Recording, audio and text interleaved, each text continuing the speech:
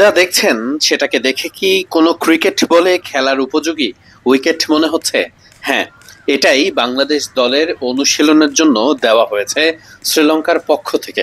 ৩ match one day সিরিজে বাংলাদেশ ২-১ এগিয়ে থাকার পর চতুর্থ ওয়ানডের আগের দিনে একমাত্র প্র্যাকটিস সেশনে বাংলাদেশ দলকে এমনই উইকেট দেওয়া হয়েছে যে উইকেট বাংলাদেশ দল যখন পৌঁছে গেছে তখনও প্রস্তুত না। তখন বাংলাদেশ দল মাঠে পৌঁছানোর প্রায় ১০ মিনিট হয়ে গেছে, তখনও স্টাম্প গাড়ার জন্য যে পরিমাণ জায়গা দরকার সেগুলো ঠিকঠাক করতে ব্যস্ত সেখানকার গ্রাউন্ডসম্যানরা। আর উইকেটের কি অবস্থা সেটা তো শুরুতেই দেখেছেন বটে। গুরুত্বপূর্ণ ম্যাচের আগে কেন এমন বাজে উইকেটে অনুশীলন করতে হবে বাংলাদেশ দলকে, সেটাই প্রশ্ন।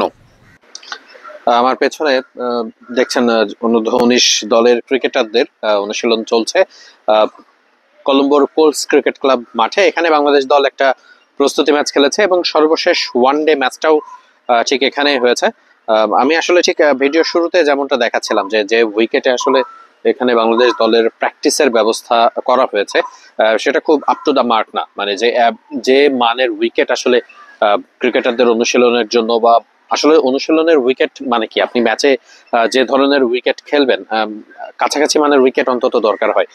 বাট আপনি যেটা মানে ভিডিও শুরুতেই দেখেছেন যে বাংলাদেশ দলের ক্রিকেটারদের জন্য যে উইকেটটা রাখা হয়েছে, যে প্রিপারেশনটা রাখা হয়েছে, that's not up to mark. এবং ঠিক সে কারণেই ক্রিকেটাররা অনুশীলন করছে ঠিকই, বাট একটা ভয় কিন্তু অনেকের মধ্যেই কাজ করছে। কারণ উইকেট যখন ভালো থাকে না তখন আনইভেন বাউন্স হতে পারে, ইনজুরির একটা সম্ভাবনা থাকে এই ধরনের উইকেটে খেলার সময়। তাই খুব স্বাভাবিকভাবেই বাংলাদেশ দলের ক্রিকেটাররা এখন যেখানে অনুশীলন করছে সেই উইকেট প্লাস এই প্রিপারেশনের জন্য যে অ্যারেঞ্জমেন্ট শ্রীলঙ্কা করেছে সেটা আসলে একটু হলেও হতাশ করছে ম্যানেজমেন্টকে। কারণ খুব স্বাভাবিকভাবেই বাংলাদেশের জন্য যে আজকের যে সেট আপ রাখা হয়েছে সেই উইকেটটা আসলে আপ টু দ্য মার্ক না। এবং শ্রীলঙ্কায় কিন্তু অনেক অনেক মাঠ রয়েছে, অনেক ফ্যাসিলিটিস আছে, তার মধ্যে আসলে এই ধরনের অ্যারেঞ্জমেন্ট আসলে এটা একটু হলেও দৃষ্টিকটু। আসলে বাংলাদেশ প্রথম যে ৩ ম্যাচ হয়েছে এখন পর্যন্ত বাংলাদেশ ২-১ এগিয়ে রয়েছে এবং বাংলাদেশ দলের যে টিম বিল্ড আপ, যেভাবে বাংলাদেশ দল খেলছে তাতে করে আসলে এই জায়গাটাতে বাংলাদেশের সিরিজ যেটা আসলে সময়ের ব্যাপার মাত্র, যদি না বাংলাদেশ দলের খুব বেশি কলাপস হয়।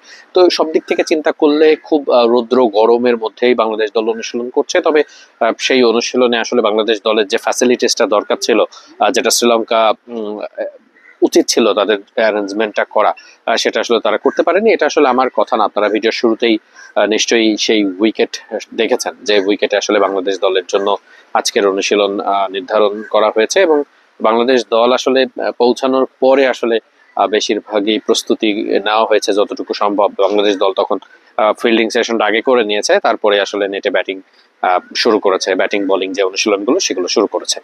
কলম্বো থেকে ওয়াহিদ মুরাদ, মিডফিল্ড।